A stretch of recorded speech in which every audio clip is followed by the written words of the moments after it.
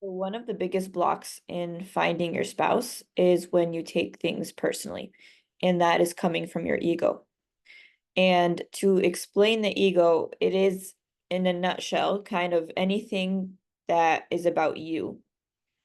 And what that could look like is every time, let's say something doesn't work out or you get rejected, your brain immediately starts blaming yourself and taking it personally. And when you are taking things personally, it is very, very hard to see things clearly and objectively because the ego is caught up in what's wrong with me? Why am I like this? It's all about you. And when you make things about you, you don't understand the bigger picture of what you're looking for and why what's happening, right? So the ego can go both ways. The ego can, and this is the word ego is known as someone who's like egotistical, as in like the more arrogant version of ego, but ego can go as in both directions. It can go in the form of like I'm too good for this, or it can go in the form of like what's wrong with me? Why am I like this? I'm like just really like stuck in self-pity and shame because it's just the ego's tricky way of making you think like that's not egotistical, right? The word ego is not necessarily a bad thing. We all need an ego to kind of function in this world, but when we don't do the work to show up in a way where you're not operating from your ego, things can get lost and you kind of get stuck in the same hamster wheel over and over. So self-worth, ego, self-identity, all of this is kind of tied together. And so if you are tying your self-worth to marriage or your self-worth to why am I not finding someone, like what's wrong with me, that is only going to block you. And the big difference I've seen from people I've seen personally, and I've worked with people who do make it and find a spouse versus people who don't, is the ones who get their ego out of their way and not make it about them throughout this whole process.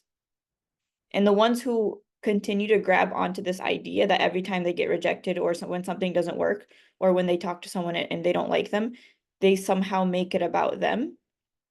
And that is like you stay stuck in holding on to that versus the other route where when you're not tied to your ego, you don't take things personally. The most that happens is, oh, okay, that didn't work, or okay, they're rejecting me.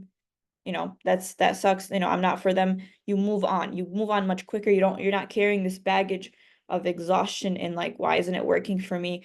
Like nothing ever works for me, or like just anything related to you. It's not about you. And I mean this from love and respect. And I'm really like, I mean this with the most utmost love and just compassion of like the ego wants to make it about you because that's the only way it knows what to do. It just thinks you grew up with whatever childhood trauma you grew up with, and now it's holding onto this idea that people don't care about you specifically, or you're not lovable enough, or that you don't care, you're not cared for enough, and that's why no one wants you, or whatever your story is.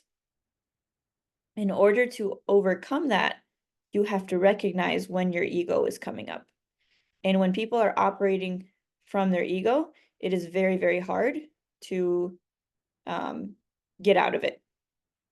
And so, inshallah, in the next video, I'm going to explain a lot more about how to show up in the more authentic version of you, the good version, not the good, sorry, I don't like to use that word, but like the real version of you, that the highest version of you that you can access so that you can use that as a self-screening tool and a screening tool to weed out people that you don't want to be with.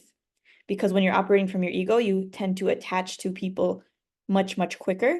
And that's where infatuation happens. That's where you tend to fall for people that are really not good for you because you're operating from your ego and you're trying to make up for a void that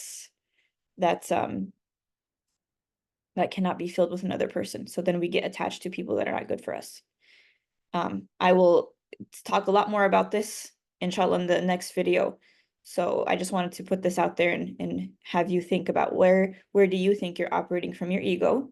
where do you think you're taking things personally? And if you are taking things personally, I would recommend you to watch the video about the truth about finding your spouse.